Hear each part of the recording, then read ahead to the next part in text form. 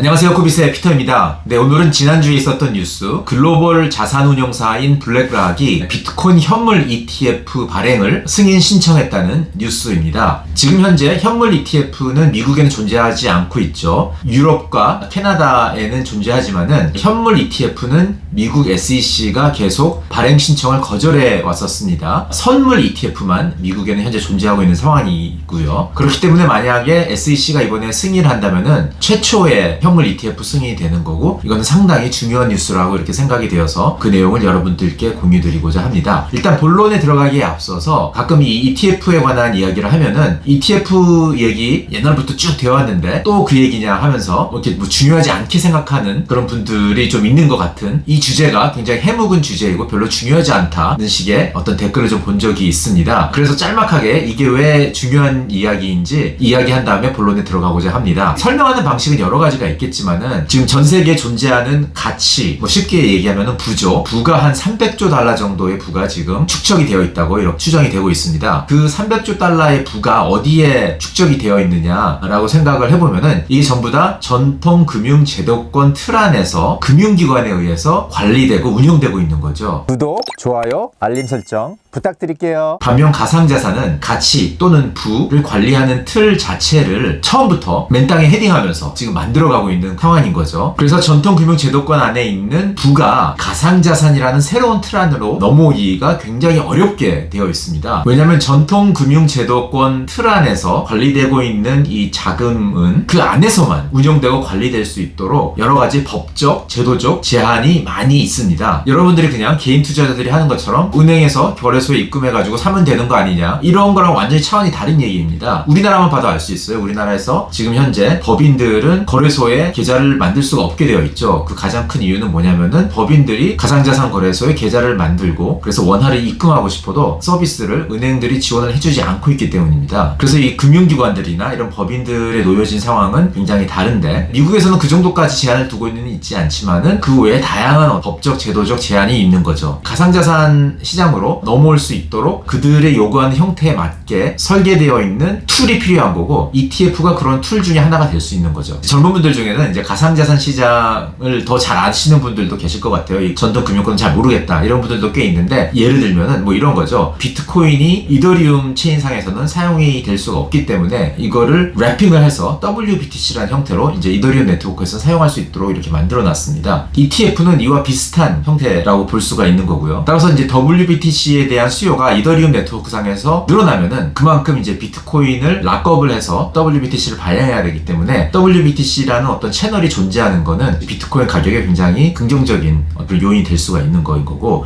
여기서 말하는 WBTC가 비트코인 현물 ETF 같은 역할을 한다고 보면 될 것 같습니다. 현물 ETF가 승인이 날 경우에는 선물 ETF와 달리 굉장히 긍정적인 효과를 가져올 수가 있는데, 우리가 과거 금 ETF에서 벌어진 일을 상상을 하면 될 것 같습니다. 현재 금의 시가총액이 한 10조 달러가 되는데요. 2000년대 초반만 해도 금의 시가총액은 그거의 10분의 1, 한 1조 달러 정도밖에 되지 않았습니다. 그런데 2004년에 금 현물 ETF가 등장을 하면서 이 채널을 통해서 전통 금융권에 있던 자금들이 금시장으로 흘러들어올 수 있는 그런 어떤 채널이 생긴 거죠. 그래서 금 현물 ETF 등장 이후 금의 시가총액이 한 10배 정도 성장하는 긍정적인 효과를 가져왔던 선례가 있었고요. 그런 선례를 기준으로 판단을 했을 때 비트코인 현물 ETF도 그와 유사한 긍정적인 효과를 낼 수 있는 걸 우리가 기대해 볼 수 있을 것 같습니다. 그리고 또 현물 ETF와 선물 ETF의 차이점에 대해서 좀 설명을 드릴 필요가 있을 것 같아요. 지금 미국에서는 한 3개 정도의 선물 기반 비트코인 ETF가 있는데, 이 선물 기반 ETF는 단기적인 트레이딩하는 그런 투자자들에게는 상관이 없을지언정 장기 투자자들한테는 굉장히 좀 후진 상품인 겁니다. 왜냐하면은 선물 기반 ETF는 트래킹 에러가 굉장히 심합니다. 트래킹 에러라는 건 뭐냐면은 ETF라는 게 기초자산의 가격을 추적을 해야 되는데 트래킹 해야 된다고 얘기를 하는데, 갭이 자꾸 벌어지는 현상이 나타나는 거죠. 이제 그 이유는 선물 기반 ETF는 선물 기반이기 때문에 선물 계약이라는 거는 이제 정기적으로 만기가 도래를 하고, 만기가 도래하는 이제 수개월마다 롤오버라는 걸 해야 되는데 롤오버 비용이 발생을 하면서 이것이 이제 시간이 지나면서 계속 축적이 될수록 트래킹 에러가 점점점 벌어지는 그런 상품이 되어버리는 겁니다. 그래서 장기 보유하고 싶은 사람들에게는 적절하지 못한 그런 상품이 되어버리는 거죠. 따라서 현물 ETF가 만약에 출시가 된다면은 트래킹 에러가 거의 존재하지 않기 때문에 장기 보유하고 싶은 제도권의 자금들에게는 뭐 이거는 연금이나 보험회사에서 관리하는 자금이나 뭐 이러한 장기성 자금들이 들어올 수 있는 채널이 생기는 거기 때문에 선물 기반 ETF 승인과는 또 차원이 다른 굉장히 어떤 새로운 채널이 생기는 거라고 이렇게 얘기할 수가 있을 것 같습니다. 네, 좀 서론이 길어졌는데요. 이제 본론으로 들어갈까 합니다. 지난주에 나왔던 블랙락이 이 BTF 승인을 위해서 필요한 문서들은 이제 종류가 여러 가지가 있는데 그 중에서 이제 그 19B4라는 이름의 문서를 제출했다고 합니다. 19B4라는 문서를 제출하게 되면은 그로부터 240일 이내에 SEC가 답변을 해야 되는 이제 그런 의무가 있고요. 그렇게 되면은 이제 내년 한 2월 이전에 뭔가 SEC가 답변을 해야 되는 이런 상황인 거죠. 이 신청서에 의하면은 이제 ETF의 이름은 iShares Bitcoin Trust라고 이렇게 이름이 되어 있다고 합니다. iShares는 이제 블랙락이 운영하는 ETF의 브랜드 이름이고요. 여기에 또 이름에 트러스트라는 단어가 들어가가지고 또 인터넷 상에서는 이거는 ETF가 아니고 그레이스케일과 비슷한 그런 신탁 형태, 트러스트 형태의 상품이기 때문에 ETF 같은 어떤 긍정적인 효과가 없을 거다 이렇게 얘기하는 분들도 있습니다. 왜냐하면 이제 그레이스케일은 아시다시피 자금이 들어갈 수는 있는데 리뎀션, 환매는 되지 않는 이제 그런 상품이기 때문에 여러 가지 좀 많은 불편함이 존재하고 시장을 왜곡시키는 것도 있었고 그렇게 장기 투자자 입장에서는 좋은 상품은 아닌 거죠. 그런데 이제 이거에 대한 결론부터 먼저 말씀을 드리면은 이름에는 트러스트자가 들어갔지만은 사실상 이건 ETF와 같은 겁니다. 지금 현재 시장에 존재하는 우리가 ETF 취급하는 많은 그런 펀드들은 오픈엔드 펀드 형식으로도 설계를 할 수가 있지만은 트러스트 형태로 설계를 할 경우도 있습니다. 여러 가지 뭐 세금이나 이런 이유에서 그렇게 하기도 하는데 이거를 리디머블 트러스트, 판매가 가능한 트러스트로 설계를 할 경우에는 사실상 ETF랑 같기 때문에 이에 대해서 뭐 이렇게 따로 구분을 짓고서 이거는 ETF가 아니다 뭐 이런 식으로 얘기하는 필요는 전혀 없을 것 같고요. 어쨌든 이제 더 중요한 거는 ETF 신청이 승인이 날지 말지에 대한 여부일 것 같은데 이번 이 블랙락의 신청은 여태껏 다른 현물 ETF 신청에 비해서는 승인을 받을 확률이 월등히 높다고 이렇게 얘기할 수가 있을 것 같습니다. 한 3가지 정도 이유를 들 수가 있는데요. 일단 신청서 내용을 보면은 아주 중요한 차이점이 하나 있습니다. 바로 뭐냐면은 나스닥과 Surveillance Sharing Agreement를 맺었다는 점입니다. Surveillance Sharing Agreement를 뭐 한국말로 하자면은 감시 공유 협정이라고 할 수 있을 것 같은데요. 이게 왜 중요하냐면은 과거 SEC가 현물 ETF 승인 신청을 거절할 때 지속적으로 거절 이유로 거론했던 것이 바로 이 가격 조작에 관한 부분이었죠. SEC의 입장은 지금 현물 거래소들, 코인베이스나 크라켄이나 이러한 거래소들에는 가격 조작을 방지를 할 어떤 그런 시스템이 구축이 되어 있지 않다라는 점이었고요. 그래서 이에 대한 해결이 필요하다는 그런 입장이었습니다. 전통 금융권의 거래소들을 보면은 이러한 시스템들이 많이 구축이 되어 있고요. 그렇기 때문에 블랙락은 그런 기존 거래소들의 감시 공유 시스템을 도입을 해서 코인베이스 내에서 가격 조작이 일어나지 않도록 감시하는 그런 체제를 구축하겠다는 그런 계획인 겁니다. 그래서 이번 신청서를 보면은 ETF가 현물을 어딘가 수탁을 해야 되기 때문에 수탁업체로서 코인베이스 트러스트를 수탁업체로 언급을 하고 있고요. 그 다음에 나스닥에 상장할 계획이라고 이렇게 얘기를 하고 있습니다. 그래서 나스닥에 서베일런스 시스템을 도입을 해서 가격 조작을 방지하겠다는 내용이 담겨져 있는 거고요. 나스닥에서는 또 이 시스템에 대한 이름까지 붙였습니다. 스팟 BTC SSA. SSA는 이제 Surveillance Sharing Agreement의 약자인 거죠. 이러한 시스템을 구축했다라는 내용이 담겨져 있습니다. 두 번째 가능성이 가장 높은 이유는 신청 업체가 블랙락이라는 점이죠. 블랙락은 다른 자산운용사랑은 좀 차원이 다른 레벨의 회사입니다. 운영자금이 10조 달러가 넘는 세계 최대 자산운용사이고요. 역사는 비교적 짧은 편입니다. 이제 레리 핑크라는 분이 1987년에 설립을 했는데 다른 피델리티라든지 템플턴이라든지 이런 회사들은 역사가 거의 100년 가까운 거에 비하면 상당히 젊은 회사인 거죠. 그럼에도 불구하고 단기간 내에 인수합병 등을 통해서 굉장히 큰 회사로 성장을 한 회사입니다. 이번에 ETF 신청을 한 이 iShares라는 ETF 팀도 인수를 통해서 블랙락의 산하에 들어오게 된 겁니다. 원래는 바클레이라는 다른 금융기관이 운영하던 ETF 자회사였는데 이거를 2009년에 인수를 해서 블랙락의 자산 규모를 엄청 늘리는 데 기여를 한 회사가 된 거죠. 그래서 이제 블랙락이 여태껏 ETF를 신청을 했을 경우에 성공률은 99.8%였습니다. 576건 중에서 단 한 건만 반려를 당한 적이 있고 나머지는 전부 다 승인을 받았던, 그리고 ETF 승인에 관해서는 엄청난 트랙 레코드를 갖고 있는 그런 회사인 거죠. 또 이제 ETF 비즈니스를 떠나서도 엄청난 정치력을 갖고 있습니다. 블랙락이라는 회사는. 여러분들 기억하실지 모르겠지만은 2020년 3월에 코로나 때문에 이제 시장이 완전히 이제 붕괴하는 그런 상황에서 연준이 채권 시장에 개입을 해서 채권을 전부 다 매수하겠다는 긴급 조치를 발표를 했었습니다. 당시에 연준의 채권 매입을 대행한 회사가 블랙락이었습니다. 블랙락이 개입을 해서 연준의 자금을 사용을 해서 채권을 대량 매입을 한 건데요. 이럴 정도로 미국 정부와 굉장히 긴밀한 관계를 구축한 그런 자산운용사라고 할 수 있겠습니다. 이 외에도 ESG에 굉장히 진심인 회사이죠. 그래서 지금 미국 자산운용계에 불고 있는 이 ESG에 관련된 모든 트렌드를 주도하고 있는 회사이기도 하고요. 그런 것들이 정치적인 서포트가 없으면은 가능하지 않은데 이제 블랙락은 그런 면에서 엄청난 영향력을 발휘하고 있는 회사라고 할 수 있겠습니다. 마지막으로 이제 세 번째 이유는 블랙락의 창업자이자 대표인 이 레리 핑크에 관한 이야기입니다. 이 레리 핑크라는 분은 평생을 이제 민주당을 지지하면서 살아온 분입니다. 과거 이제 민주당의 어떤 정치 캠페인에 많은 기부를 했던 분이고요. 따라서 민주당 내에서 영향력이 아주 막강한 분이죠. 민주당 또한 당 차원에서 이분을 이제 무시할 수 없는 이제 그런 사람인 겁니다. 지금 이제 미국의 정치권에 돌아가는 이야기를 이렇게 보고 있으면은 다 그런 건 아니지만은 주로 정치권 내에서 가상자산 성향을 보이는 사람들은 민주당 의원이나 친민주당인 인사들이 많이 있습니다. 게리 겐슬러 SEC 의장도 친민주당 인물이라고 얘기할 수가 있겠는데, 그래서 이제 SEC의 현물 비트코인 ETF 거절을 정면 보존하는 신청서를 이번에 블랙락이 제출했다 이렇게 얘기를 할 수가 있을 것 같고요. 그런 면에서 정치적으로 봤을 때 이번에 그 블랙락의 현물 ETF 발행 신청은 게리 겐슬러 입장에서 봤을 때도 함부로 거절하기는 굉장히 어려운 그런 신청서가 아닐까 이렇게 예상이 됩니다. 지금부터 2월까지 상당히 많은 기간이 남아있기는 한데 승인에 대한 신청 승인이 그 이전에도 나올 수가 있는 거고요. 굉장히 예의주시해야 될 주제인 거는 확실한 걸로 보입니다. 특히 여러분 오랫동안 저 채널을 보신 분들은 아시겠지만은 저희 리서치에서 분기별로 기관 투자자 동향에 대해서 분석하고 발행하고 있는데, 그러한 리서치를 정기적으로 발행하고 있는 이유도 기관 투자자들의 가상자산 시장 진입이라는 것은 굉장히 중요한 트렌드로 생각하기 때문인 거죠. 최근에 노무라 증권에서 발표한 설문조사도 기관 투자자들의 트렌드에 대해서 한 요 1년간은 좀 약간 뜸했던 것 같아요. 이제 시장이 폭락을 하면서 기관 투자자들도 일시적으로 잠깐 가상자산 시장에 대한 진입을 주춤하는 그런 모습을 보였었는데, 사실상 그 내막을 잘 뜯어보면은 많은 금융기관들이나 그 외 기타 다른 대형 기업들이 가상자산 시장에 대한 진출에 대한 계획은 기본적으로 갖고 있는 긍정적인 자세는 계속 유지하고 있던 걸로 보입니다. 최근에 노무라 증권에서 발간한 설문조사를 보면 이를 잘 알 수가 있는데요. 노무라 증권에서 가상자산 시장에 대한 의견을 묻는 그런 설문조사를 했는데, 결과를 보면은 한 90% 이상의 응답자들이 가상자산을 투자 분산화하는 툴로서 굉장히 유용한 투자 대상이 될 수 있다고 이렇게 대답을 하고 있고, 특히 이제 비트코인과 이더리움이 자산 포트폴리오 내에서 아주 중요한 역할을 할 수 있을 것 같다라는 응답을 했다고 이렇게 얘기를 하고 있습니다. 그래서 이번 블랙락의 현물 ETF 승인 신청은 기관 투자자들의 롱텀 트렌드를 아주 대표하는 중요한 뉴스라고 생각이 되고요. 특히 이제 이 ETF에 관련해서 좀 더 뭔가 자세하게 알고 싶은 분들은 코비 리서치가 2022년 2월에 ETF에 관해서 발간한 리서치를 참조하시면 될 것 같습니다. 그 내용을 보면은 미국의 ETF 승인 절차에 대해서 자세하게 나와 있고요. SEC가 지금까지 현물 ETF 신청을 거절해온 이유,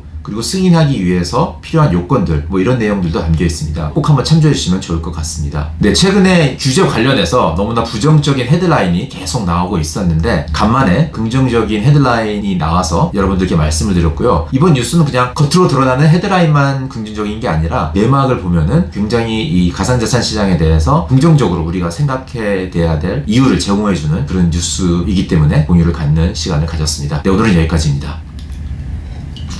바이바이.